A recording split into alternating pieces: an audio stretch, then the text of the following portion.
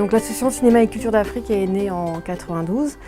Donc c'est une association qui a pour objectif de faire connaître les cultures d'Afrique en France. Au départ, c'était un festival qui a lieu tous les 2 ans, le Festival Cinéma d'Afrique. Et puis petit à petit se sont développées des actions à l'année, donc autour des cultures d'Afrique toujours, donc avec différents volets. Un volet autour de la jeunesse, c'est ainsi qu'on a lancé il y a quelques années, on lance un appel à projet à destination de jeunes, le projet Bled.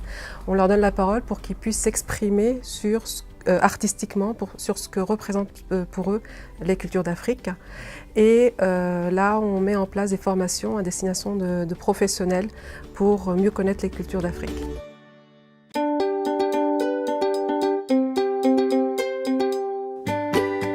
C'est un projet qui est parti d'un double constat. D'abord, on a vu que en France, maintenant, on est dans une société pluriculturelle, multiculturelle. Donc, il y a des jeunes qui ont des différentes appartenances et cette jeunesse a parfois du mal à se situer. Donc, il est important aussi de pouvoir permettre à ces jeunes d'être accompagnés dans cette recherche-là et avoir des outils pour les animateurs, les professionnels de l'éducation sur la question de la diversité culturelle. Alors concrètement, nous, lors de modules de formation ou de conférences, nous donnons aux travailleurs de l'éducation et de l'animation des éléments de fait de culture pour mieux comprendre le bagage culturel que portent les jeunes qu'ils accompagnent. Mais aussi pour les jeunes, quand ils verront que l'éducateur ou le professionnel qu'il a en face est un peu au fait de ces différents éléments de fait de culture, ce jeune arrive mieux à communiquer et à se faire comprendre.